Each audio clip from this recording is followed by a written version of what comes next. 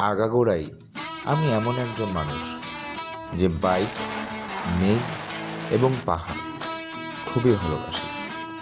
লাইফে যখন কোনো ছোট বড় মেজো প্রবলেম আসে বা কাজ করতে করতে একাকী ভালো লাগে না, তখন একটুখানি শান্তির সন্ধানে চলে যাই পাহাড়ে।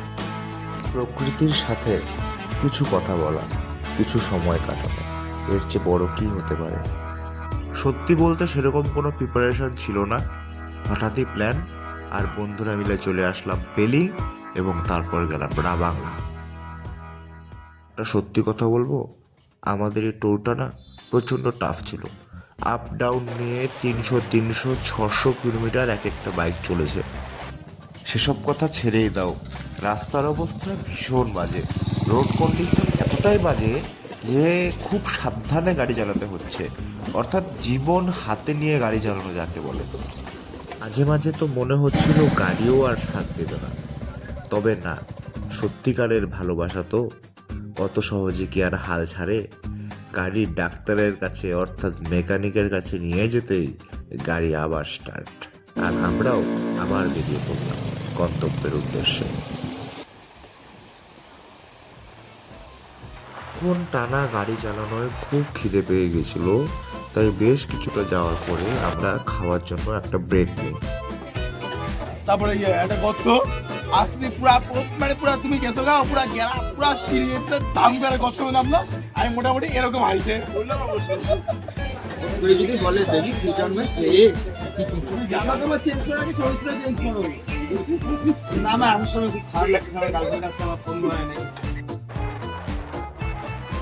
ফিট করে আমরা আবার রওনা হলাম পাপড়খেতির উদ্দেশ্যে, আর কিছুক্ষণের মধ্যেই আমরা পৌঁছে গেলাম পাপড়খেতি। আমরা পাপড়খেতি পৌঁছে গেছি। এখানে আবহাওয়া তো একদম জাস্ট ওজি। এত কিছুর পরেও একটা বিশাল সমস্যা ছিল যে আমরা প্রচুর লেটে রান করছিলাম।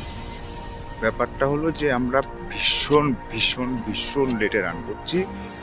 আরও 3 ঘন্টা লাগবে, অন্তত 3 ঘন্টা লাগবে যেতে আমাদের ডেস্টিনেশনে রাবাংলা।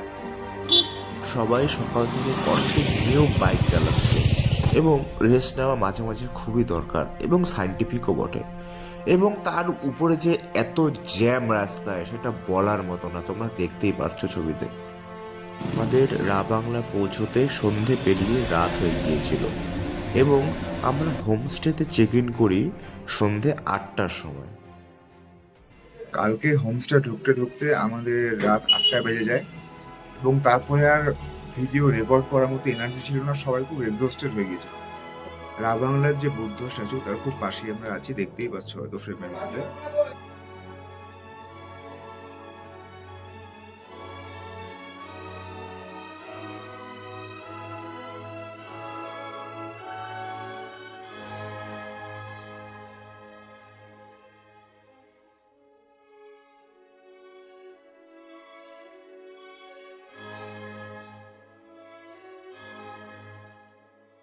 এই যে প্রকৃতি, একটু প্রকৃতির দিকে তাকিয়ে দেখো।